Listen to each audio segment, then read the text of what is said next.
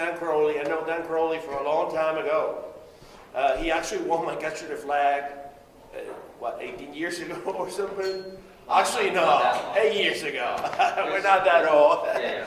But yeah, we're talking what? Hacker Hunted 2010? What's up? Hacker Hunted Yeah, 2010. Hacker Hunted, yeah. 2010. This guy was already like hacking stuff, and I remember I had a challenge. There was a blog server. It was a blog server. He was the only one who popped it. So he's amazing, and now he's working at a very big company. So I'm sure that what he's going to say today is very interesting and technical. So please join me welcoming Dan Crowley.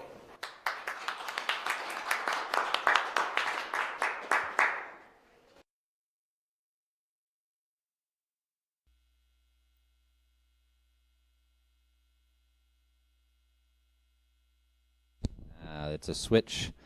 Tricky. Hello, everybody. So if you're unable to read, the name of this talk is Extending Archive-Based Path Traversal Attacks. So let's go ahead and get started. I got a fantastic introduction from Rod, but I want to tell you a little bit more about myself. I am the research baron at X-Force Red, and I've been doing pen testing professionally since 2004. I've been a hobbyist for a few years before that. I was Time's 2006 Person of the Year. It's true. You can look it up. Yeah, it's very funny when you look it up. I highly recommend you do so to get the joke there. I'm also a homebrewer. I accidentally double booked between this conference and a homebrew competition. So my wife is slinging beer at this homebrew competition that we brewed together. I'm very excited about it. It's made with sweet potatoes. You should ask me about it later, maybe. Also, I hold the noble title of Baron in the micronation of Sealand, which, if you're not familiar with it, you should also look up because it's also a very funny story. But I'd like to get into the background of this research by talking first about what archive file formats are. Now, there's some confusion between archiving and compression, but they're two different things, and there are archive formats such as tar, which do not have any compression, but are archives. So it's basically just taking several files and stuffing them into one file, or actually that's a bit of a misnomer because there's multi-volume archives where you take a number of files and then put them into separate volumes. But potentially you have other features like compression or encryption that come along with it, and some of the most common examples are zip and tar and rar and 7-zip and all that sort of thing. And then you have compression formats, which are sometimes mistaken for archive formats but are distinct. So we're going to be talking about archive formats specifically. Now, the whole point of this thing is path traversal.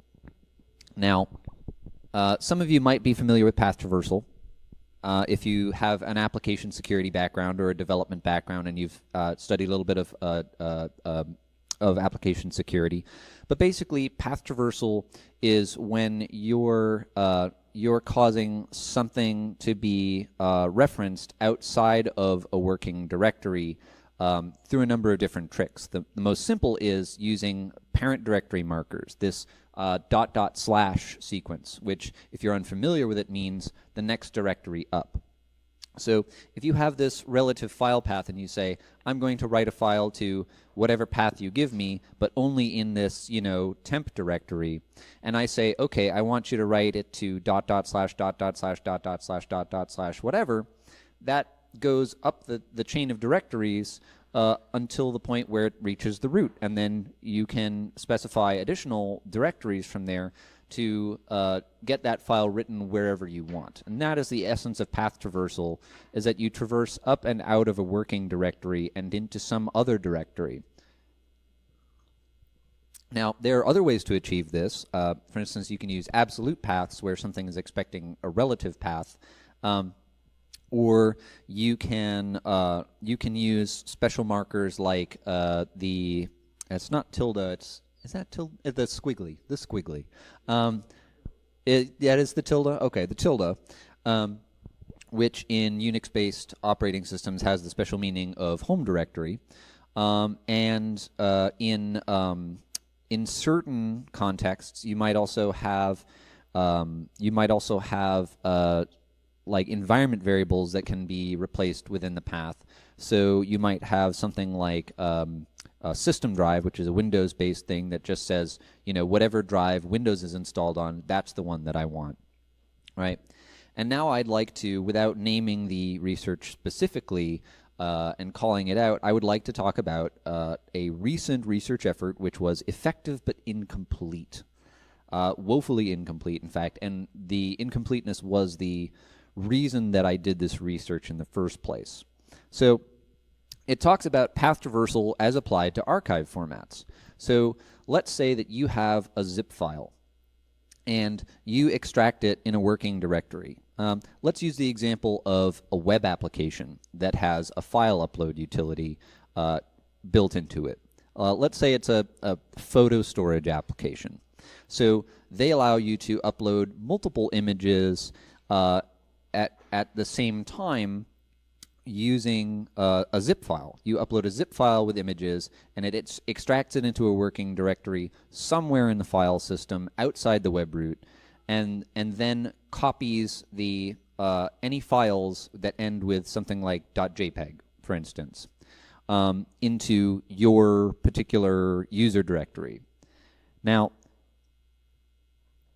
if everything is working as it should, none of the files that are extracted from this zip should land outside the working directory.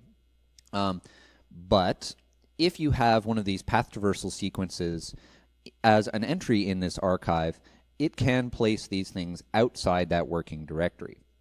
So it might be the case that, let's say that you're on a Windows-based system, and you have an entry in your zip file that you upload that is //windows/startup/evil.exe. So the web application takes this zip file and extracts all the files into a working directory. But this one that has this path traversal sequence in it traverses all the way up to the root and then into Windows startup, which on any startup of Windows system, all executables in the startup folder are executed. So the next time that web server reboots, that executable will be executed. And so that's pretty interesting. And so what that means is code execution, right? So just because you've placed a file, you've done this path traversal, you now have code execution in this particular circumstance. And this is not a super contrived circumstance. All you really have to do is get somebody to unarchive all of the files in a zip file or other archive format into a working directory and not deal with path traversal sequences. Now, you would think that this is something that was well dealt with, or maybe not. As it turns out, this recent research, it broke a lot of things, but it only used the most basic case. So the idea was basically, you use this one sort of path traversal sequence to drop files in certain places, like in Windows startup, or replace etc password if you have that high privileges, or more likely drop an authorized keys file into some SSH directory and then have SSH access. So this was the idea, but these were the only cases that this research effort tested. Was just this .. test case, and this is this is one test case. This is not the only one. There are others. So things that this research did not cover.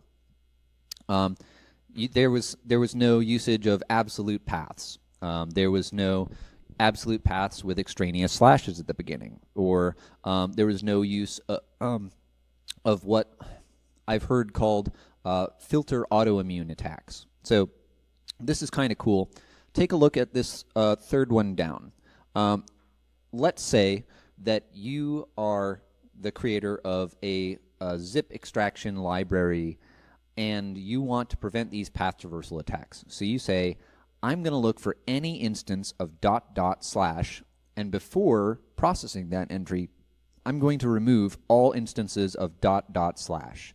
Now, if you look at this dot dot dot dot slash slash, take that and remove dot dot slash from it, and what do you get? You get dot dot slash. This also works for dot dot dot slash dot slash. So if you're looking for this particular trick too, you can also get around that.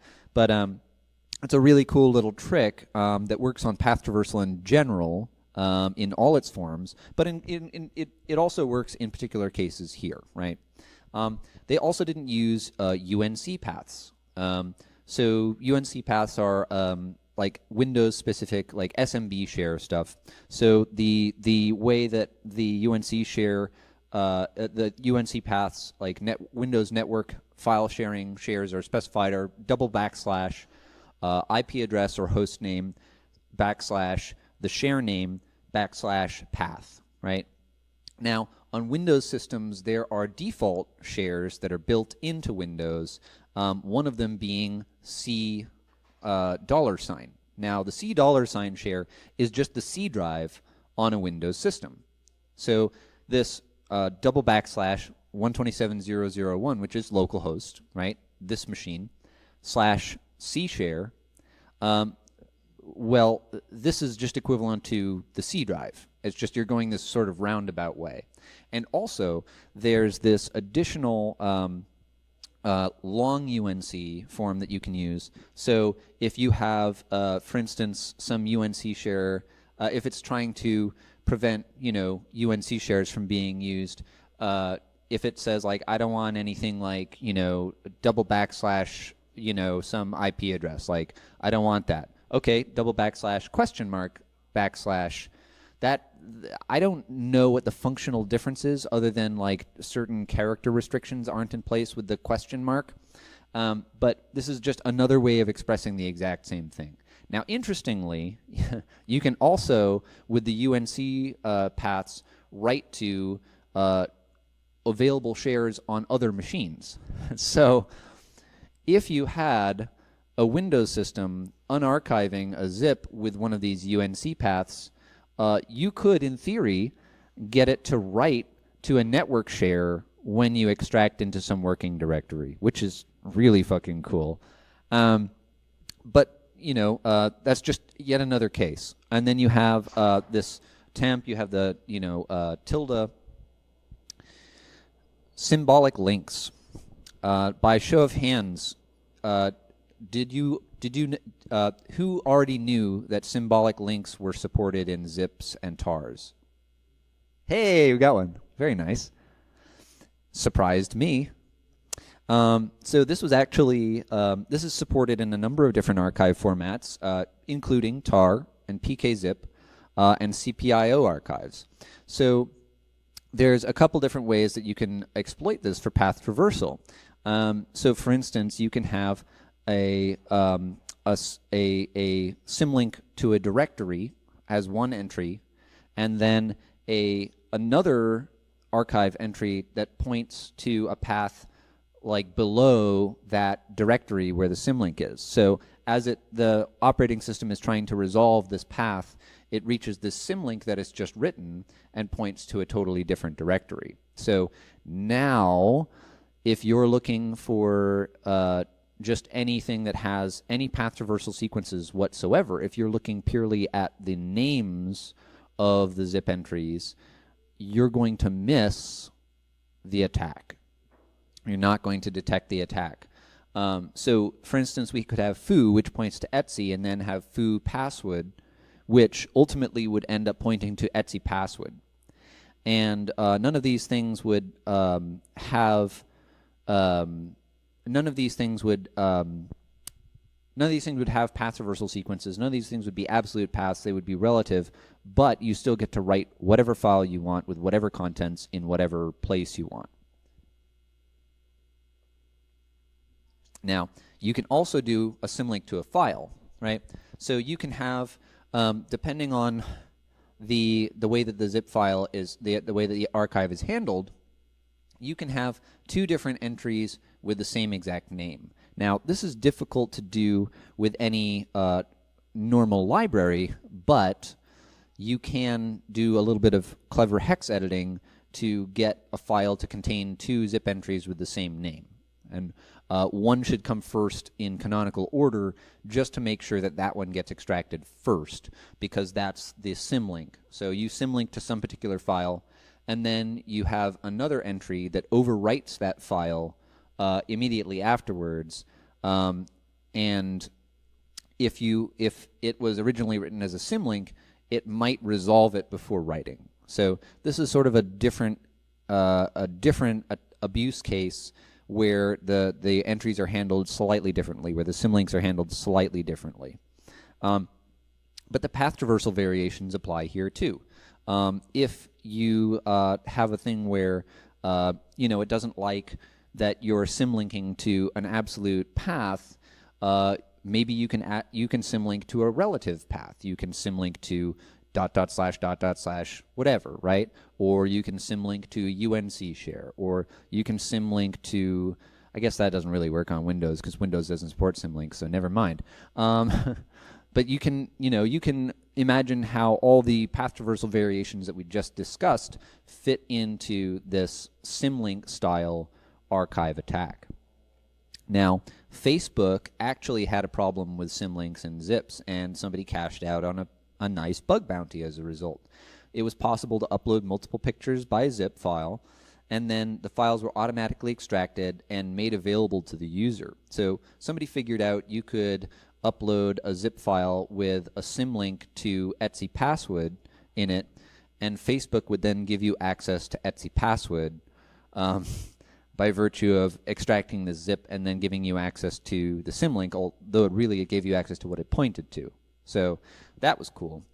Now, you might think, well, this guy's pretty ninja. Thank you. But most of these techniques are fairly well known. To give you an idea, here's a little bit of a snippet of the security section of a man page for a default tar extraction utility, for the tar utility, and it says, hey, no absolute path names will remove the leading slash. No path names that include ... components will just refuse to extract those, and symlinks to other directories. So it's like somebody's ahead of the game. How far ahead of the game? Well, this is from the BSD tar man page, which was last updated circa October 2009. So about 9 years ago, the BSD tar maintainers knew more about attacking through these archive-based path traversal attacks than the people who did this research effort, which will remain unnamed.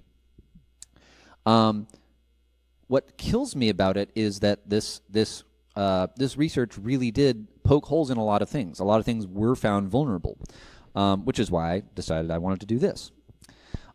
One thing that they missed as well is that there are a lot of file formats that are just simply they're derived from zip. They extend the zip file format and add additional things. They use it as a container, right?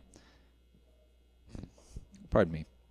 So, for instance, jar is just a bunch of class files and metadata inside a zip archive. And APK is just sort of a specialization in the same way, where it contains, a metadata file, like a manifest and various code files and resources and all that sort of thing. The Microsoft Office formats, the modern DocX, XLSX, PPTX, etc. In fact, the file that I'm showing you right now through PowerPoint is based on zip. Yet you can actually rename like DocX files or PPTX files or whatever to .zip files and then extract their contents and look through them. It's really kind of interesting.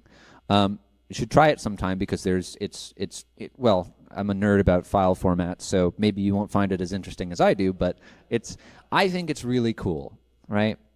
But the point being that in order to process a docx file and render it, what do you have to do first?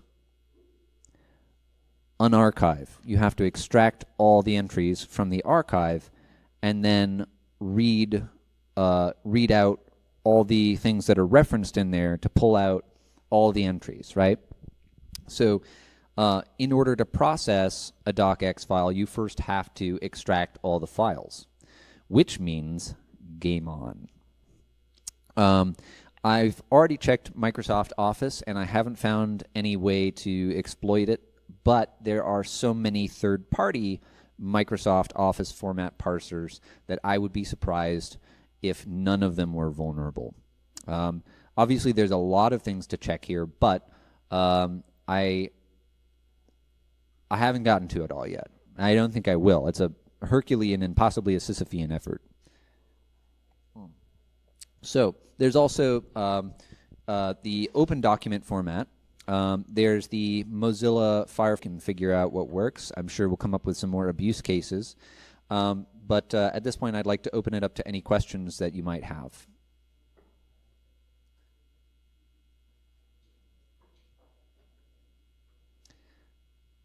If anybody's raising their hand, I can't. Ugh.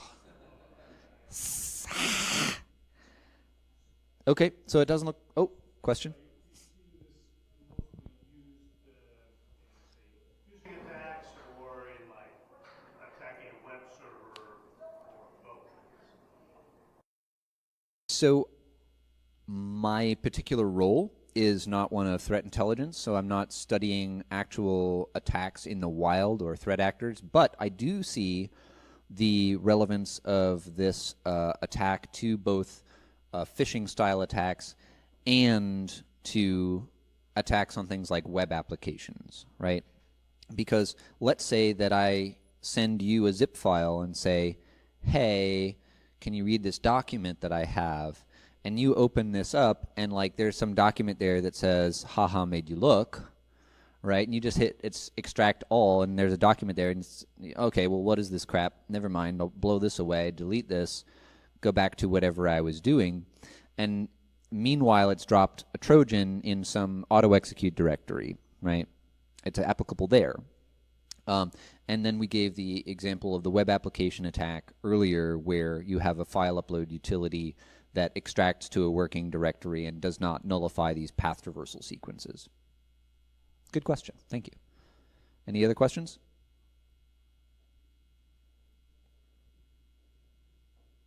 Okay, well, I think that's it. If you think of any questions later, I will be around the conference both for the rest of the day and tomorrow. So I'd love to field any questions you have, or if you just want to chat about something completely unrelated, you want to ask me who does my hair, I'm very friendly. Feel free to talk to me. Thank you.